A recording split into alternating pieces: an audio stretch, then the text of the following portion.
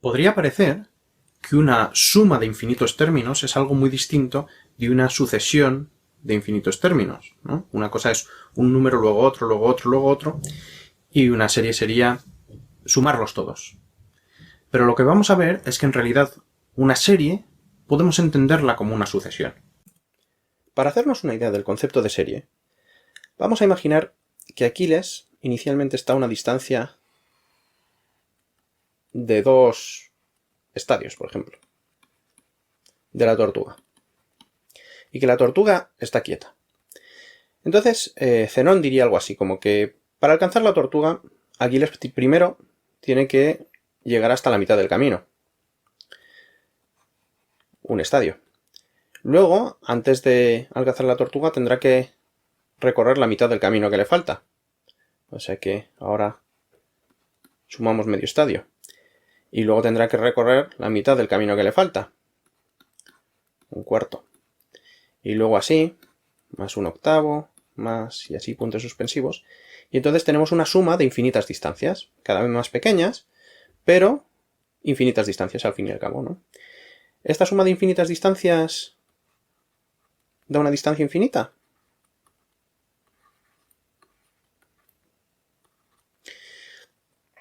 Bueno, vamos a pensarlo de otra manera. En vez de pensarlo como 1 más un medio más un cuarto más un octavo, podemos pensar que podemos pensar en términos de la distancia total. La distancia es 2, ¿no? Luego está a una distancia 2 menos 1, ¿no? En el siguiente paso, cuando ha recorrido 1 más un medio, en realidad está a una distancia de 2 menos un medio. Después está en una distancia 2 menos un cuarto. Y así, 2 menos un octavo.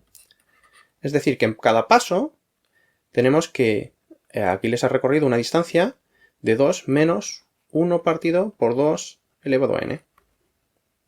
¿No? Esta sería la distancia recorrida por Aquiles. Y entonces ahora la pregunta es, ¿cuál es esta distancia cuando el número de pasos tiende a infinito? En otras palabras, lo que queremos saber es cuál es el límite cuando n tiende a infinito de 2 menos 1 dividido entre 2 elevado a n. Bien. Claramente la cantidad que hay aquí a la derecha se va haciendo más pequeña cuanto más grande sea n. Así que este límite será 2. ¿Lo podemos demostrar? Sí, muy fácilmente. Solo tenemos que decir, pues ya lo sabemos, la diferencia entre 2 y 1 partido por 2 elevado a n, la diferencia entre 2 y 2 menos 1 partido por 2 elevado a n, ¿no? Esta diferencia podemos hacerla tan pequeña como queramos, haciendo n suficientemente grande. Entonces vamos a escoger, pues, como antes, un número n igual a 1 partido por epsilon. Entonces, si n minúscula es más grande que n mayúscula, eso implica que 1 partido por 2 elevado a n es más pequeño que 1 partido por n, que es más pequeño que 1 partido por n mayúscula, porque esa es la suposición, que n minúscula es más grande que n mayúscula, y hemos dicho que 1 partido por n mayúscula pues es 1 partido por epsilon, que es epsilon, así que 1 partido por 2 elevado a n minúscula es más pequeño que epsilon, siempre que n minúscula sea más grande que n mayúscula, ¿no? Y en n mayúscula hemos dicho que la hemos escogido como 1 partido por epsilon. Bien. Pero es que este 1 partido por 2n es precisamente esta cantidad de aquí, ¿no? Este 2 podemos simplificarlo con este, ¿no? Así que, ¿qué quiere decir todo esto? Quiere decir que la cantidad 2 menos 1 partido por 2 elevado a n se acerca tanto como queramos a 2 a medida que n se va haciendo más grande, n minúscula. El truco consiste en entender una serie, una suma infinita, como el límite de una sucesión. La sucesión tiene por primer término el primer término de la suma. Por segundo término el primero más el segundo. por tercer término el primero más el segundo más el tercero, y así. Así que el término enésimo de la sucesión será la suma de los n primeros términos, y el límite de la sucesión pues será la suma infinita que queríamos calcular. En el ejemplo que he puesto, sabíamos que la suma se iba acercando cada vez más a 2, pero ¿cómo podemos calcular ese valor? Afortunadamente, las sumas que nos interesan ahora son todas series geométricas.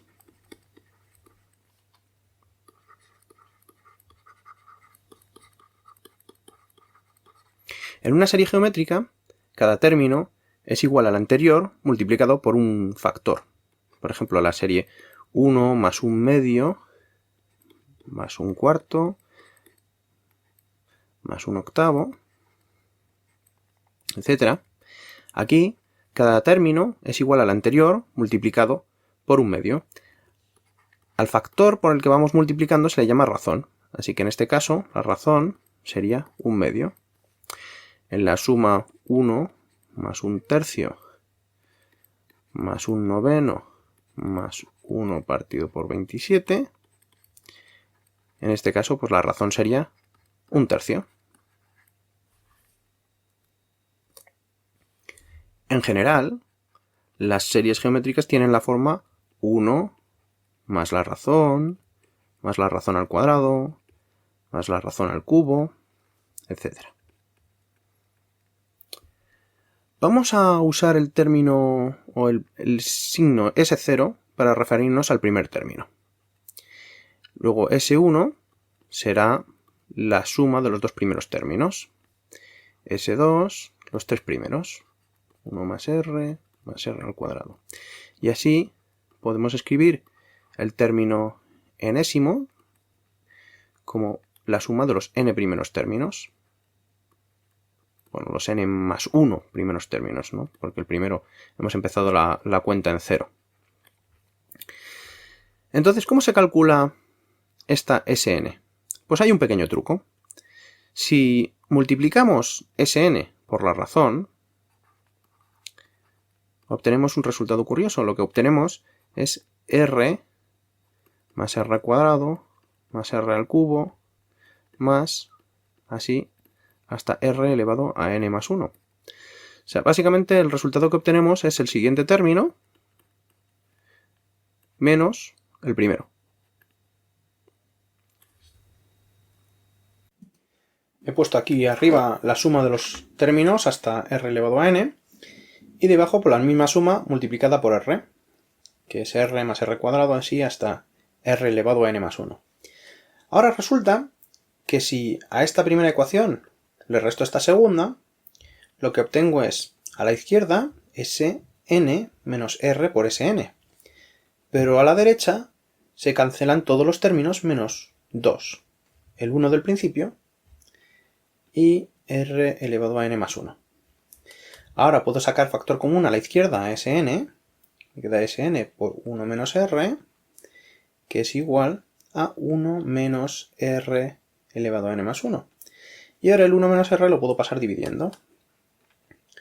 Así que la suma de todos los términos desde 1 hasta r elevado a n es 1 menos r elevado a n más 1 partido de 1 menos r. ¿Vale? Da igual cuál sea el número r.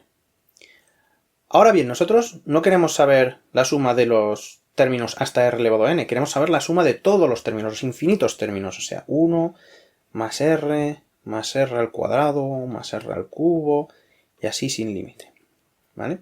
Es decir, queremos saber cuál es el límite cuando n tiende a infinito de Sn.